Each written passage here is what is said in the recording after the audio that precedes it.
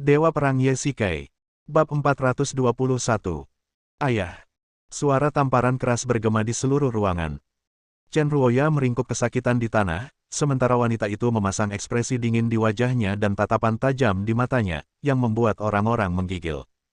Ruoya, apakah kamu belum tahu aturannya? Wanita itu berkata dengan dingin. Dia tidak menunjukkan belas kasihan dalam serangan telapak tangan tadi, kalau tidak, Chen Ruoya tidak akan terjatuh ke tanah. Maafkan saya, Guru, ini salah saya. Chen Ruoya menahan rasa sakit dan memanjat lalu berlutut di depan wanita itu.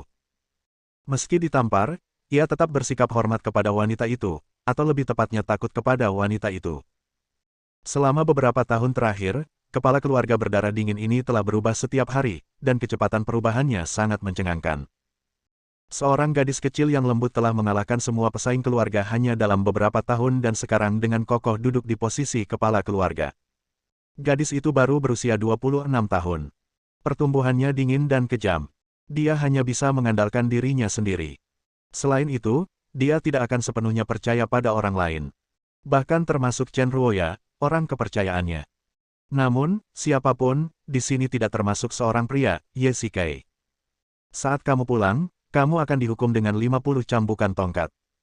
Wanita itu berbalik dan berkata dengan ringan. Chen Ruoya mengucapkan terima kasih berulang kali dan meninggalkan ruangan seolah-olah dia telah selamat dari bencana. Ah! Ye-Shikai menjerit dan terbebas dari mimpi buruk itu. Kemeja putihnya basah oleh keringat dan dahinya penuh dengan keringat. Kereta itu pengap sekali. AC tidak menyala dan jendela tidak terbuka, jadi Ye-Shikai tertidur dalam keadaan linglung. Dia menyalakan AC ke pengaturan paling dingin dan meniupkan udara dingin dengan kencang, yang mendinginkannya hingga ke tulang. Dia butuh menenangkan diri. Hah! Ye-Shikai menarik napas dalam-dalam, dan keringat di tubuhnya berangsur-angsur mengering. Tidak, dia harus pergi mencari tahu. Ye-Shikai keluar dari mobil dan berjalan langsung ke pintu masuk hotel. Kemana saja kamu? Aku tidak bisa menghubungimu lewat ponselmu. Ruang perjamuan sudah kosong.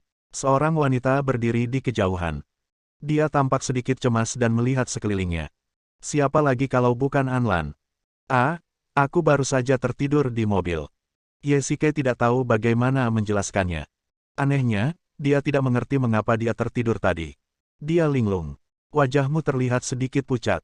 Apakah kamu kurang istirahat akhir-akhir ini? Melihat ini, Anlan juga menyadari bahwa ada sesuatu yang salah dengan Ye-Shikai. Kakak Lan, apakah semua orang di tempat acara sudah pergi? Ye-Shikai tidak menjawab. Pikirannya tertuju pada wanita itu. Mereka sudah lama pergi. Sekarang hanya petugas kebersihan yang membersihkan. Anlan memutar matanya dan melihat Ye-Shikai melihat sekelilingnya, seperti sedang mencari sesuatu.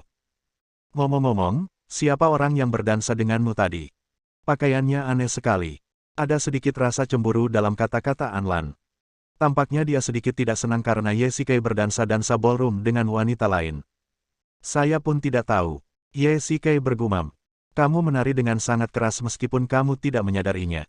Apa kamu tidak berpikir sebelum berbohong? Saya. Ye-Shikai ragu-ragu untuk berbicara, menatap ruang konferensi yang kosong. Jelaslah bahwa wanita itu telah pergi. Di gerbang kompleks keluarga Ji. Ye-Shikai mengendarai mobil dan perlahan memarkirnya di pinggir jalan. Dia mengeluarkan telepon genggamnya dan menekan sebuah nomor. Setelah mengucapkan beberapa patah kata, dia menutup telepon. Tidak lama kemudian, seorang wanita terlihat melompat keluar dari pintu rumah Ji, melihat sekeliling, dan ketika dia melihat mobil Ye-Shikai, dia berlari dan duduk di kursi penumpang. Kakak ipar, mengapa kamu berpikir untuk datang menemuiku hari ini? Wanita itu berkata kepada Ye-Shikai sambil tersenyum. Ya, wanita itu adalah mata-mata Ji Yu. Sejak berakhirnya insiden Motman di Yanjing, dia telah melepaskan identitasnya sebagai mata-mata. Namun, Ye-Shikai tahu bahwa jaringan informasi yang hampir mencakup Yanjing masih ada di tangannya. Saya ingin meminta bantuan Anda untuk sesuatu. Hati Ye-Shikai bergetar. Kakak ipar, di mulut Ji Yu lebih seperti ejekan baginya. Dia memiliki hubungan dengan Ji Qian, tetapi tidak memberinya masa depan. Apa itu? Bisakah Anda membantu saya mencari tahu identitas wanita ini? Ye-Shikai menyerahkan sebuah foto. Wanita dalam foto itu mengenakan gaun kasa merah muda yang panjang. Dia adalah wanita misterius di pesta dansa. Dia juga mengambil tangkapan layar foto dari layar pengawasan. Apakah ini seorang wanita? Ji Yu menatap foto itu dan mengatakan sesuatu yang tiba-tiba, yang membuat Ye Shikai hampir memuntahkan air yang sedang diminumnya. Kakak ipar, jangan khawatir. Sekarang banyak pria berpakaian seperti wanita. Ji Yu menggaruk kepalanya dan tersenyum canggung. Baiklah, kalau begitu bisakah kamu mencari tahu? Wajah Ye Shikai gelap. Sekarang bukan saatnya bercanda. Agak sulit, lagi pula, aku tidak bisa melihat wajahnya. Ji Yu mengerutkan kening dan menatap lurus ke arah wanita di foto itu. Yah, dia seharusnya seorang eksekutif senior di Chen Group. Ini petunjuknya. Ye Shikai menambahkan. Baiklah, aku akan membalasmu dalam 2 hari. Ji Yu mengangguk dan memasukkan foto itu ke sakunya. Kakak ipar, akhir-akhir ini aku tidak bisa menghubungi adikku. Apakah kamu sudah menghubunginya? Apa? Kamu tidak bisa menghubungi adikmu? Ye Shikai sedikit terkejut. Dia sibuk dengan urusan Hong Cheng sebelumnya, dan dia tidak memiliki kontak dengan Ji Qian. Kalau dipikir-pikir lagi, seharusnya sudah sebulan. Ye Shikai segera mengeluarkan ponselnya dan meneleponnya, tetapi seperti yang diduga, sambungan teleponnya tidak tersambung. Sebagai dewa utama, situasi seperti ini seharusnya tidak terjadi. Mungkinkah sesuatu telah terjadi padanya? Ye Shikai merasakan firasat buruk di hatinya, merasa kosong dan bingung. Setiap kali menghadapi Ji Qian, Ye Shikai merasakan rasa bersalah dan penyesalan yang mendalam. Dia merasa kasihan pada Ji Qian, jadi dia tidak ingin Ji Qian terluka. Kakak ipar, mengapa adikku tidak menjawab telepon?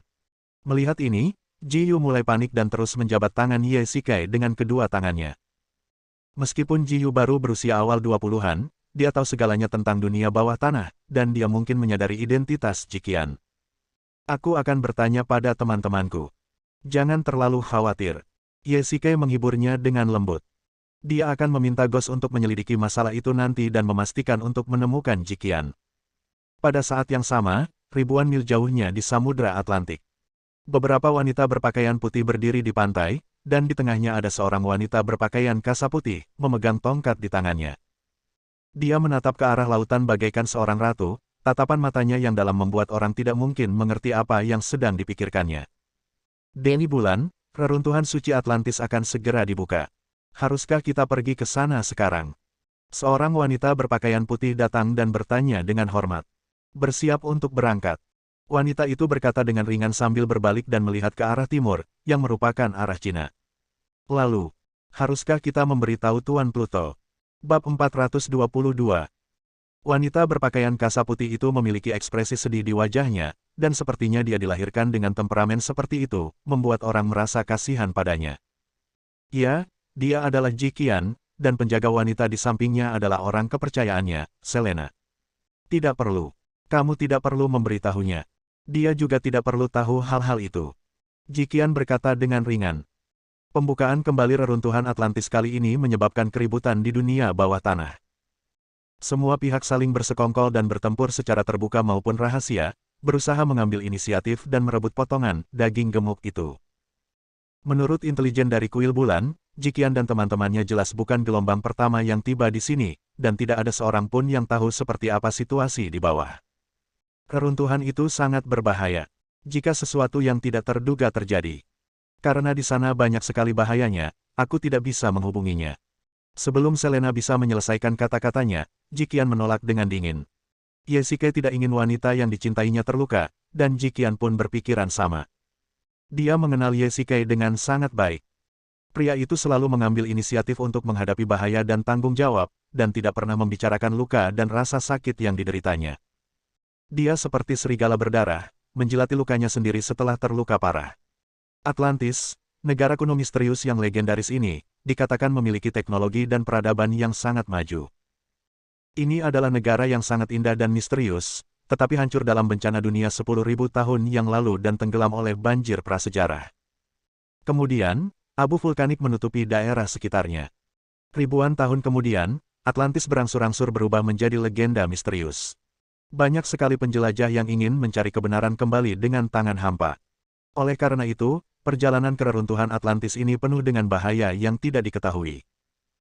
Menurut catatan sejarah, ada banyak harta karun, ramuan, dan peralatan di dalamnya, dan yang paling berharga di antaranya adalah saripati 4 elemen, yang dikenal sebagai harta karun Atlantis.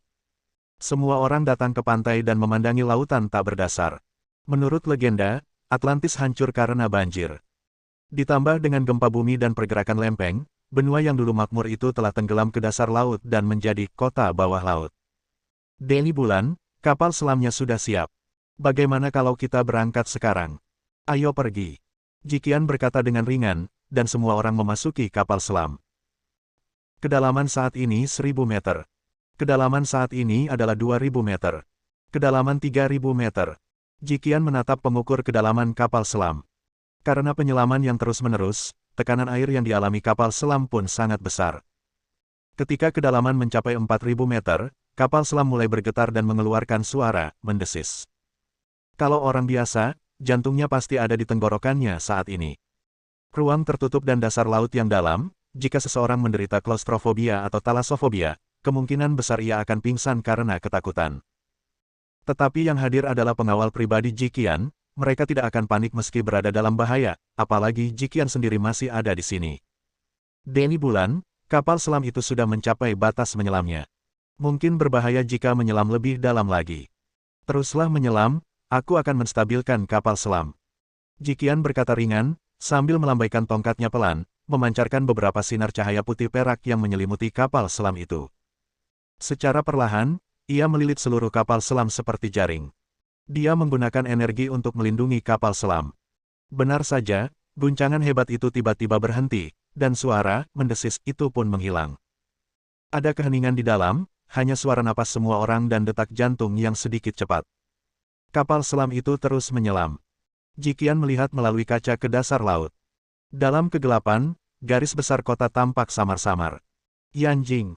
Halo, hantu, jawab aku. Yesike memutar telepon dan menelepon dengan cemas. Bos, ada apa? Ini mendesak. Suara keluhan Ghost datang dari ujung telepon yang lain. Aku bertanya padamu, di mana Jikian? Bukankah seharusnya dia ada di kuil bulan? Kenapa aku tidak bisa menghubunginya? Yesike langsung ke intinya dan bertanya langsung. Nona Dewi Bulan, dia membawa Selina dan yang lainnya keluar belum lama ini. Mengenai tujuannya, mereka merahasiakannya, jadi aku juga tidak tahu. Kata Ghost dengan canggung. Apa? Yesike terkejut, jantungnya berdebar kencang. Dia pergi tanpa pamit dan merahasiakan keberadaannya. Berdasarkan pemahamannya tentang Jikian, ini pasti masalah besar. Kirim seseorang untuk mencari Jikian untukku segera, semuanya. Jangan hubungi aku jika kalian tidak dapat menemukannya. Yesike mengumpat keras dan langsung menutup telepon. Mengapa Jikian menghilang saat ini? Elena, apakah ada berita di dunia bawah tanah akhir-akhir ini? Setelah Yesike menutup telepon, dia menelepon ponsel Elena lagi. Ini. Aku sudah lama berada di Yanjing, dan aku tidak tahu hal-hal itu. Elena berbicara dengan ragu-ragu, seolah-olah dia menyembunyikan sesuatu. Meskipun Yesike merasa cemas, dia tetap menyadarinya dengan tajam. Apakah kamu berbohong padaku? Apakah Dewi Bulan Jikian menghubungimu baru-baru ini? Yesike bertanya balik. Ini. Tidak, aku tidak punya hubungan yang baik dengannya, kau tahu. Jika kau tidak memberitahuku, aku akan bertanya pada Jaten. Yesike mengancam dengan dingin. Dia sedang tidak ingin memecahkan misteri itu sekarang.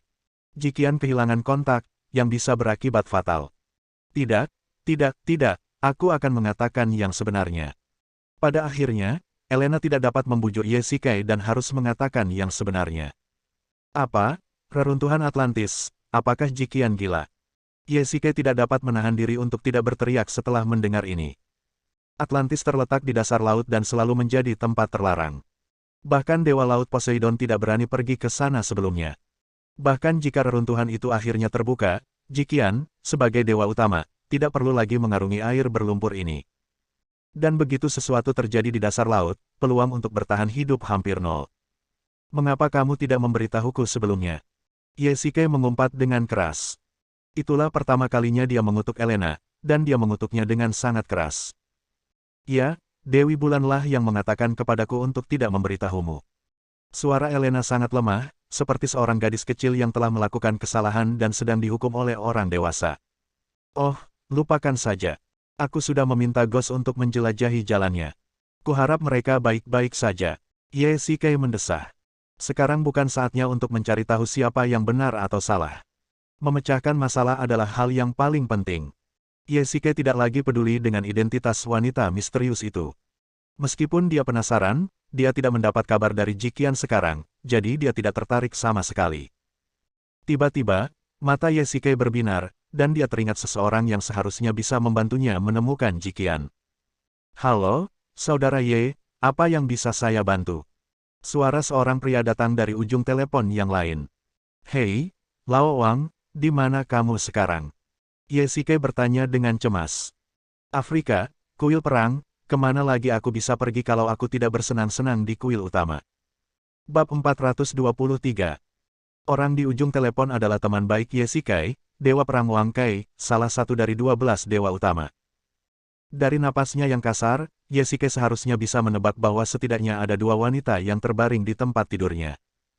Meskipun Wang Kai pandai berkelahi, dia biasanya seorang playboy dan hidupnya dapat digambarkan sebagai dekaden. Jikian hilang, apakah kamu tahu di mana dia?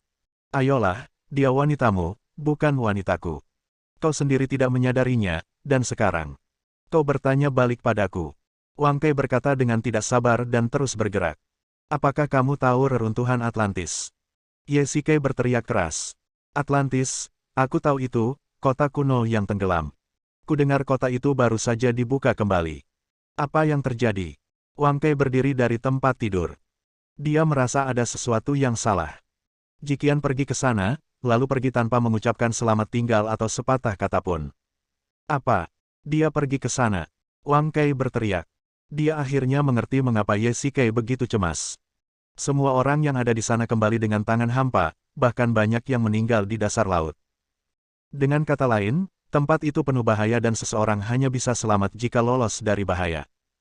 Dia mungkin sudah pergi selama beberapa hari. Aku tidak bisa menghubunginya sekarang. Bisakah kau membantuku mencarinya?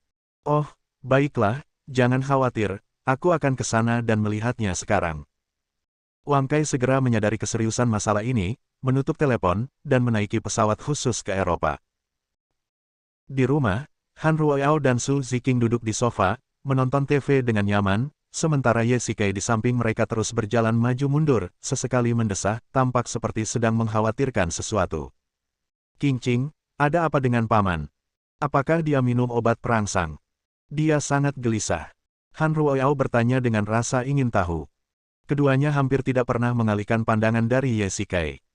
Dilihat dari postur Yesike, dia tidak akan berhenti sampai dia menginjak 2 lubang di tanah. Bagaimana aku tahu? Kakak iparku sepertinya sudah gila. Su Ziqing menjulurkan lidahnya dan menggigit keripik kentang. Paman, apakah kamu mendapat masalah? Tidak. Anak-anak tidak boleh melupakan urusan orang dewasa. Yesike melambaikan tangannya dan berkata dengan tidak sabar. Kebaikanmu sudah kuanggap biasa. Yao, abaikan saja kakak ipar yang bau ini. Su Ziqing berkata dengan marah, mengambil serbet di atas meja dan melemparkannya. Hehe, paman, apakah kamu ingin aku menemanimu ke Tianshan untuk balapan mobil dan bersantai? Han Ruoyao berkata sambil tersenyum. Saat ini aku sedang tidak ingin melakukannya. Ding ling ling. Pada saat itu, telepon berdering. Yesike mengangkat telepon dan langsung berlari ke kamar. Halo, hantu, apakah kamu sudah menemukannya? Itu adalah Ghost di ujung telepon, dan Yesike menantikan panggilannya. Baiklah, bos, saya baru tahu kalau Yuesen baru saja memasuki reruntuhan bawah laut kemarin. Saya mendapat informasinya dari perusahaan pelayaran setempat. Ghost melanjutkan. Bagus sekali, Anda terus memantau di sana, saya akan segera bergabung dengan Anda di Eropa. Bos, apakah Anda ingin kami mengirim seseorang lebih awal? Saya khawatir tentang apa yang mungkin terjadi pada Yuesen dan yang lainnya. Ghost sedikit khawatir. Ketika Yesike memerintahkannya untuk menyelidiki masalah tersebut, dia segera datang ke sini bersama Miehun, Moji, Badak Hitam, dan sekelompok master dari Istana Dunia Bawah, dan mereka juga menyewa 2 kapal selam profesional untuk memasuki reruntuhan. Baiklah, kalau begitu kamu beritahu saudara-saudaramu agar berhati-hati. Yesike mengangguk dan berkata, ngomong-ngomong, bagaimana kita menjelaskan hal ini kepada Suster Qingyu? Bos, sekarang setelah Anda datang ke Eropa, aku akan pergi dan menjelaskan padanya, kamu urus saja itu. Yesike menutup telepon segera setelah dia selesai berbicara. Jikian adalah Dewi Bulan. Sebagai dewa utama, dia sudah menjadi salah satu eksistensi teratas di dunia bawah tanah. Namun kali ini ketika dia pergi ke reruntuhan Atlantis, Jiqian tidak mengatakan sepatah kata pun. Hanya mantan, teman tidurnya, seperti Ye Shikai yang tahu alasannya. Semakin dia menyembunyikan masalah ini, semakin berbahaya perjalanan ini. Ye Shikai menarik napas dalam-dalam, berbalik dan ingin pergi, tetapi begitu dia berbalik, dia melihat seorang wanita berdiri di pintu. Kok dia kembali? Kamu berencana untuk bertarung sampai mati lagi? Wanita itu berkata dengan dingin, matanya setajam obor, menatap lurus ke arah Ye Shikai. King Yu, kamu kembali. Ye Shikai sedikit terkejut. Wanita di depannya adalah Su King Yu. Dia tidak tahu kapan dia berdiri di belakangnya, dan dia bahkan tidak menyadarinya. Apakah kau akan bertarung sampai mati lagi, lalu mencari alasan sembarangan untuk membodohiku? Su King Yu mengucapkan setiap kata dengan jelas, menghantam hati Ye Shikai bagai pahat, dan setiap kata menusuk hatinya. King Yu, jangan bersemangat, biarkan aku menjelaskannya padamu. Ye Shikai bergegas mendekat dan mencengkeram erat lengan Su King Yu dengan kedua tangannya, namun merasakan getaran. Jiqian, sesuatu mungkin terjadi padanya di Eropa.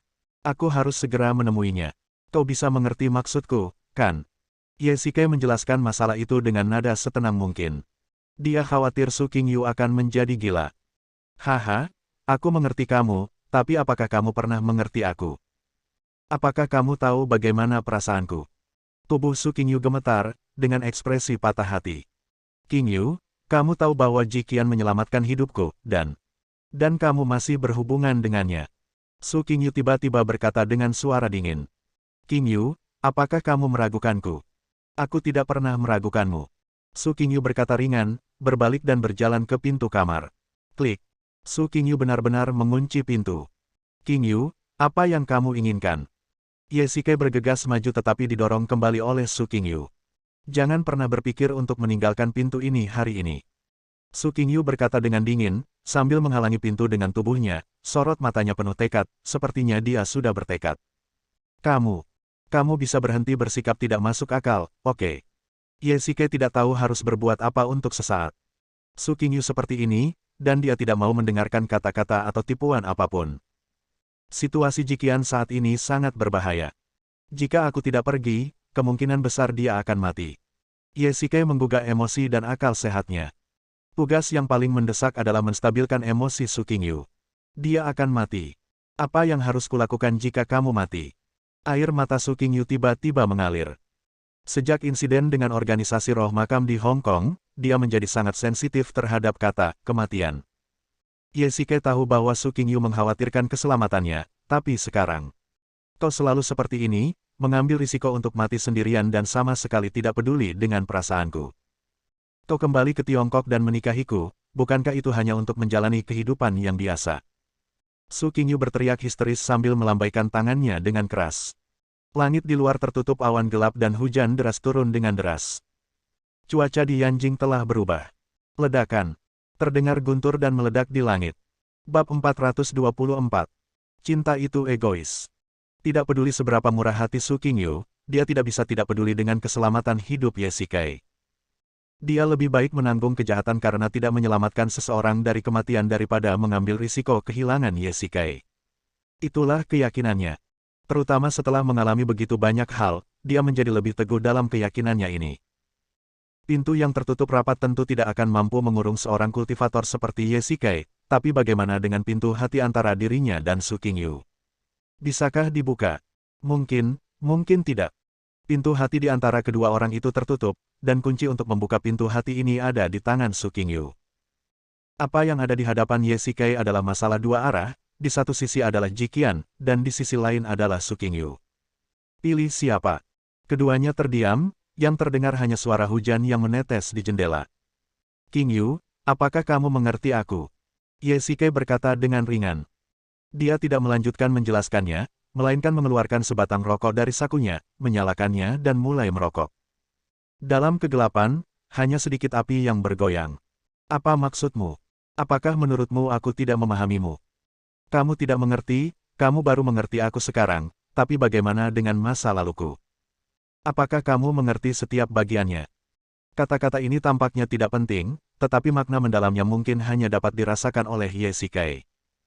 Jiqian awalnya adalah seorang gadis yang suka tertawa, tetapi apakah Anda pernah melihatnya tertawa sekarang? Di dunia bawah tanah, senyum itu munafik. Baik saya maupun Jiqian, kita tidak dapat mengubah dunia. Dunialah yang mengubah kita. Saya mencapai posisi ini selangkah demi selangkah, tetapi tahukah Anda berapa banyak orang yang telah saya bunuh, dan berapa kali saya hampir terbunuh?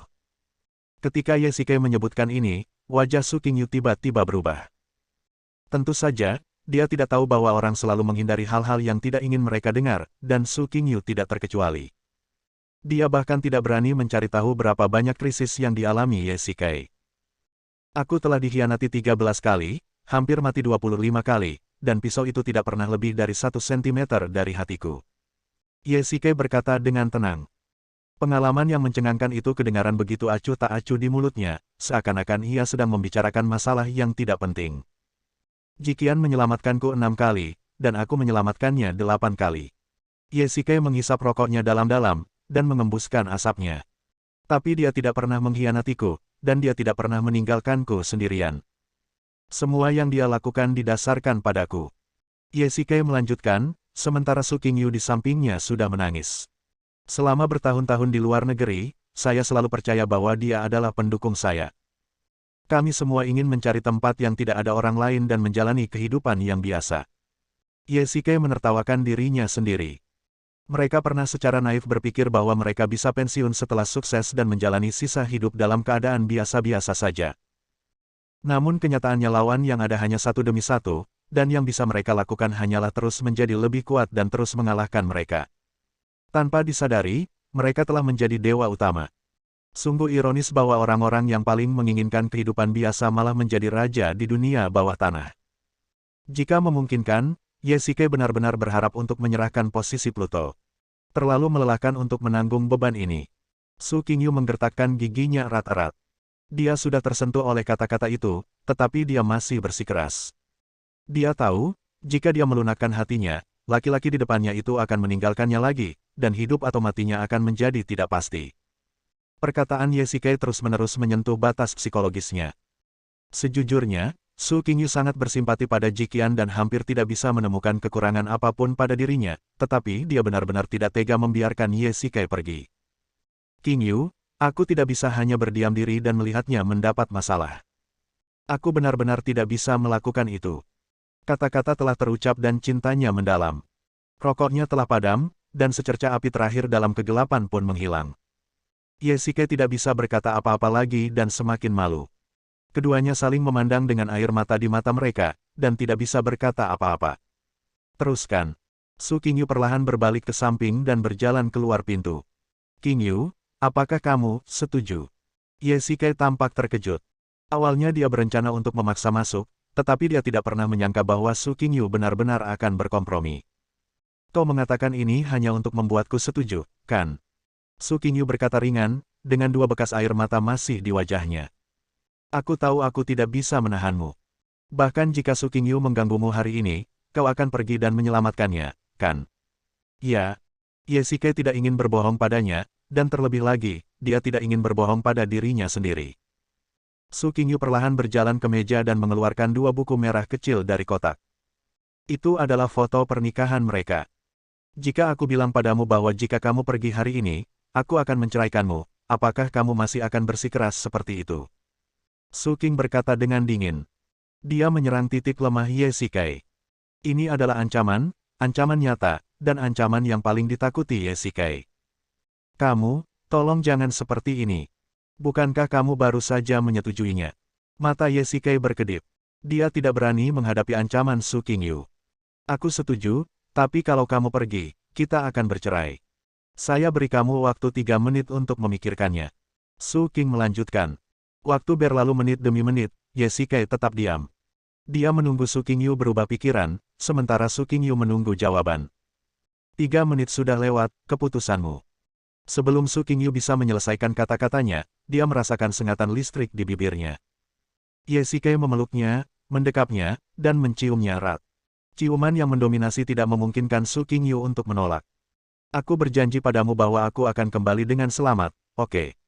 Setelah waktu yang lama, bibir mereka berpisah, dan Ye Shikai menatap mata Su Qingyu, tatapannya dalam dan penuh kelembutan. Inilah kesimpulan akhir Ye Shikai. Dia tidak sanggup menanggung akibat kehilangan Jiqian, dia juga tidak sanggup menanggung akibat kehilangan Su Qingyu. Air mata Su Qingyu tiba-tiba mengalir deras, dia pun melemparkan dirinya ke pelukan Ye Shikai, memukulkan tangannya ke dada Ye Shikai. Dalam perjalanan ke bandara, Ye Shikai sedang merokok sendirian dalam diam. Dia duduk di kursi penumpang. Dia sebenarnya tidak ingin mengemudi. Dia hanya ingin diam. Su Qingyu akhirnya setuju dan tidak mengancam akan bercerai, tetapi saat Ye Shikai pergi, dia jelas merasakan hawa dingin di tubuhnya. Paman, Anda tampak sangat lelah. Mengapa Anda tidak tidur siang? Han Ruoyao yang sedang mengemudi merasa sedikit khawatir. Ye Shikai tidak tersenyum sejak dia keluar dari ruangan, dan dia tampak seperti telah kehilangan orang tuanya. Tidak perlu, kamu saja yang menyetir, aku belum mengantuk. Ye Shikai menggelengkan kepalanya dan menghisap rokoknya dalam-dalam. Paman, apa yang sedang kamu lakukan di Eropa? Apakah ini untuk bekerja di perusahaan? Itu masalah pribadi. Apakah kamu bertengkar dengan Suster Qingyu? Dia sepertinya sedang menangis tadi. Han Ruoyao bertanya ragu-ragu. Dia merasa Ye Shikai dan Su Qingyu bertingkah aneh hari ini. Tampaknya mereka sedang berdebat, tetapi juga sepertinya tidak. Bab 425. Berkelahi, ini jauh lebih maju dari sekadar pertengkaran. Ye Shikai menggelengkan kepalanya, seolah sedang mengejek dirinya sendiri. Oh, paman sedang bermain permainan kata denganku.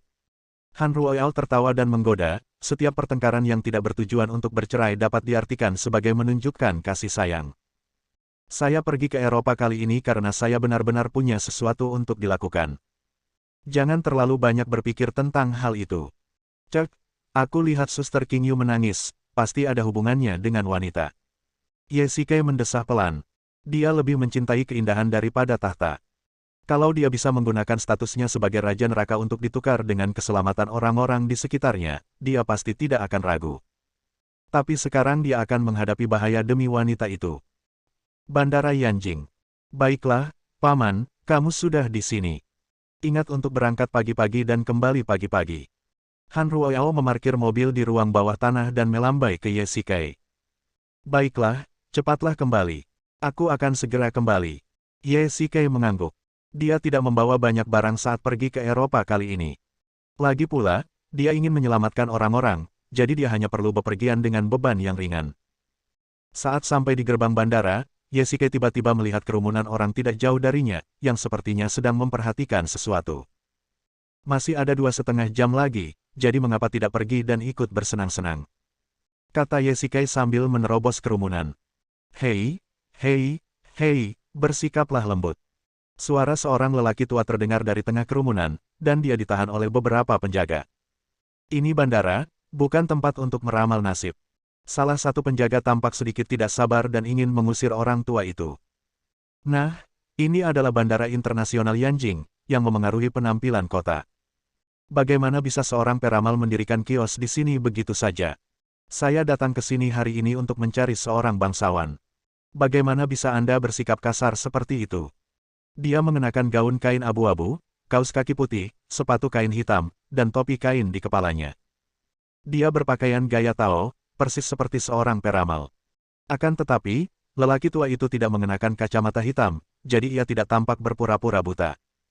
Sayang, pergilah cari kekasihmu di tempat lain. Aku tidak punya waktu untuk berbicara denganmu. Seorang penjaga melambaikan tangannya, memberi isyarat kepada anak buahnya untuk mengusir lelaki tua itu. Oh, benarkah? Kamu sangat kasar, bocah. Orang tua itu diantar ke tempat terpencil, setidaknya dia tidak mengganggu lalu lintas.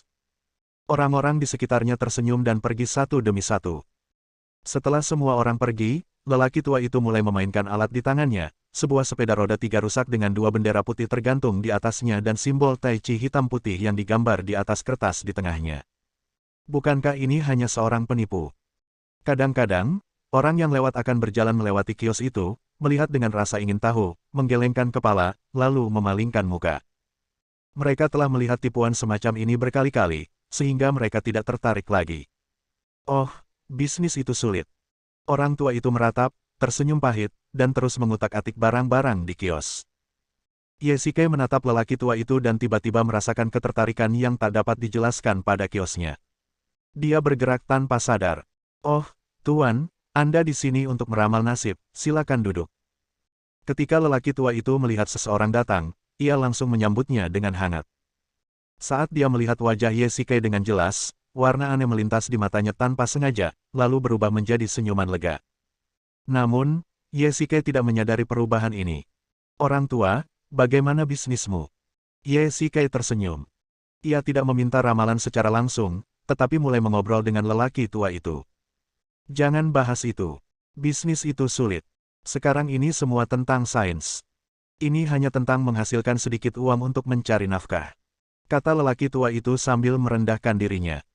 Metafisika adalah sebuah subjek, tetapi saya tidak tahu banyak tentangnya. Yesikai melambaikan tangannya. Orang tua, bisakah kau memberitahuku sebuah ramalan? Tentu saja, tapi Anda harus membayar dulu. Orang tua itu menunjuk ke tanda di bawah dan menunjukkan senyum nakal. 1000 untuk satu ramalan. 1.000. Yesikai terkejut. Orang tua ini benar-benar mengira dirinya adalah dewa yang turun ke bumi. Dia mengenakan biaya mahal untuk meramal nasib. Orang tua, kamu begitu percaya diri. Yesikai bercanda, ini hanya lebih dari 1000 yuan. Orang lain tidak akan menyimpannya untuk memperbaiki kehidupan mereka, jadi mengapa mereka datang kepadamu untuk membuang-buang uang? Anak muda, apa yang kau katakan tidak enak didengar. Kau hanya setengah benar. Orang tua itu berkata sambil tersenyum, sama sekali tidak peduli dengan kata-kata Yesikai. Setengah bagian yang mana? Yesikai juga menjadi tertarik dan ingin mendengar bagaimana ahli di depannya ini akan membenarkan dirinya sendiri. Jasa meramal saya memang sangat mahal, bahkan bisa dibilang sangat menguntungkan, tetapi saya sudah tegaskan sebelumnya bahwa saya baru mulai meramal setelah menyebutkan harganya. Saya tidak seperti orang-orang yang menipu pelanggan dan baru menyebutkan harganya setelah selesai meramal. Setelah mendengarkan ini, Yesikai mengangguk. Kalau orang tua itu benar-benar seorang pembohong, mustahil dia bisa membocorkan harga selangit itu terlebih dahulu. Kalau begitu, Pak Tua, apakah kamu tidak takut kalau harganya akan membuat semua pelanggan takut? Yesikai sekarang akhirnya mengerti mengapa tidak seorang pun datang kepadanya untuk meramal nasib. Siapa yang suka ditipu? Haha, aku hanya meramal nasib orang-orang yang memang ditakdirkan bersamaku. Apa maksudmu? Yesikai bertanya dengan rasa ingin tahu. Seperti memancing di Jiang Taigong, mereka yang mau mengambil umpan. Saya tidak mencari pelanggan, tetapi menunggu pelanggan menemukan saya. Orang tua itu tersenyum dan berkata, kamu telah menemukanku hari ini, maka kamulah takdirku. Tuan, karena Anda adalah orang yang ditakdirkan untuk saya akan meramal nasib Anda secara gratis. Anda dapat mencobanya untuk melihat apakah berhasil. Kata lelaki tua itu sambil tersenyum. Terima kasih banyak, Guru. Yesikai memikirkannya dan mengangguk dengan gembira. Pria ini berlumuran debu dan matanya berbinar, tetapi dilihat dari aksennya, dia adalah penduduk asli Yanjing. Jadi, Tuan, Anda pasti seorang pengembara jangka panjang. Debu belum hilang, yang berarti Anda baru kembali ke Yanjing untuk waktu yang singkat, paling lama tidak lebih dari 3 bulan. Apakah saya benar? Ya, itulah yang dikatakan orang tua itu. Yesikai mengangguk. Umumnya, para pelancong yang jauh dari rumah untuk waktu yang lama memiliki aura kehidupan yang berubah-ubah di sekitar mereka, dan Anda, Tuan. Tidak hanya memiliki aura kehidupan yang berubah-ubah, tetapi juga sedikit. Orang tua itu berdiri di tengah-tengah pidatonya, perlahan-lahan mencondongkan kepalanya ke depan, dan mengendus pakaian Yesikai. Niat membunuh. Orang tua itu berkata lembut di telinga Yesikai. Haha, Tuan, Anda terlalu gugup. Ayo, mari kita bersantai sedikit. Wajah Yesikai membeku sesaat, dan seolah-olah ada suara keras yang meledak di telinganya. Perkataan orang tua itu membuatnya sangat gelisah. Di bawah terik matahari, Yesikai benar-benar berkeringat dingin. Orang tua, ini 1000 yuan. Bolehkah aku memintamu untuk meramal nasibku? Yesikai diam-diam mengeluarkan setumpuk tebal uang kertas dari tas kerjanya dan meletakkannya di atas meja. Tentu saja, Tuan. Apakah Anda ingin mengetahui peruntungan atau pernikahan Anda? Orang tua itu tersenyum, mengambil setumpuk uang kertas dan memasukkannya ke dalam kotak kecil. Saya pikir itu saja. Yesikai baru saja selesai berbicara ketika dia mengeluarkan tas kerjanya dan hendak mengambil uang dari dalamnya ketika dia dihentikan oleh lelaki tua itu. Tuan, saya punya prinsip. Saya hanya bisa meramal 1 kali untuk orang yang sama dalam 1 hari. Anda tidak bisa mendapatkan kue dan memakannya sekaligus. Kata lelaki tua itu sambil tersenyum, sambil menyeruput tehnya. Saya bisa menambahkan uang lagi, 10.000 atau 100.000 saja. Bersambung.